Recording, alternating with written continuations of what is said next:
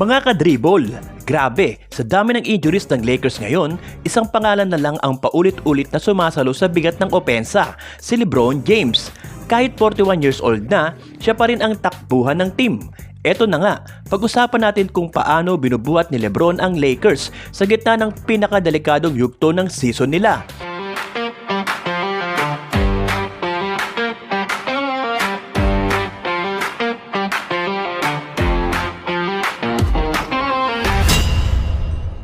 Mga ka-dribble, injuries have been an issue for the Los Angeles Lakers, kaya napupunta kay LeBron James at Luka Doncic ang halos lahat ng offensive responsibility sa mga nakaraang linggo at halo-halo ang naging resulta. Kung babalikan natin, sobrang lakas ng simula ng Lakers ngayong regular season. Kita mo yung energy, yung execution, parang solid na solid. Pero habang tumatagal, unti-unti ring bumagsak ang momentum nila. Buti na lang, kahit struggling, nasa top 6 pa rin sila ng standings. Ngayon, mas lalong naging mahalaga si LeBron. Matapos niyang makaligtaan ng unang linggo ng season, makikita na unti-unti na siyang nakakahanap ng rhythm sa opensa. Lalo na sa laban kontra Milwaukee Bucks, kung saan sa fourth quarter, si LeBron talaga ang bumuhay sa Lakers. Isipin niyo to mga ka-dribble, 41 years old na, pero sumisid pa para sa loose balls. Fourth quarter na, pagod na ang lahat, pero si LeBron all out pa rin. Kahit tatalo ang Lakers sa clutch time at nakuha nila ang unang clutch loss nila ng season, hindi mo pwedeng questionin ang effort nila. Kaya naman kahit mga teammates niya, kitang-kita ang respeto.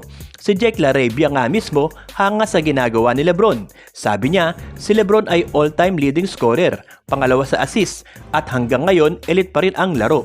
At higit sa lahat, yung mga effort plays niya, yun yung nagbibigay ng buhay sa team. Noong unang bumalik si LeBron ngayong season, obvious naman na kailangan pa niyang hanapin ang game shape niya. At syempre, may mga lumabas na tanong, kaya pa ba niya talagang tulungan ng Lakers sa ika-23 season niya? Pero habang wala si Austin Reeves dahil sa calf strain, mas lalong naging malinaw kung gaano kahalaga si LeBron. Siya ang kayang mag-manage ng laro habang nagpapahinga si Luka Doncic.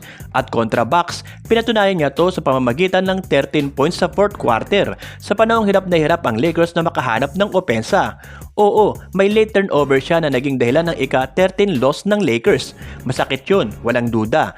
Pero kung titignan mo ang kabuuan, malinaw na si LeBron pa rin ang sentro ng Lakers ngayon. May mas magaang na schedule pa sa mga susunod na linggo, pero malinaw rin na nasa balikat ni LeBron at Luka ang responsibilidad bilang mga leader ng team. Pero kayo mga ka-dribble, ano ang basa nyo sa sitwasyon ng Lakers ngayon? Hanggang saan sa tingin nyo kayang dalhin ni LeBron at Luka ang team habang hindi pa buo ang lineup? I-drop nyo na ang thoughts nyo sa comments. Yun muna mga ka-dribble ang kwento natin ngayon. Kung nakaabang kayo sa Lakers updates, ito ang tamang channel para sa inyo.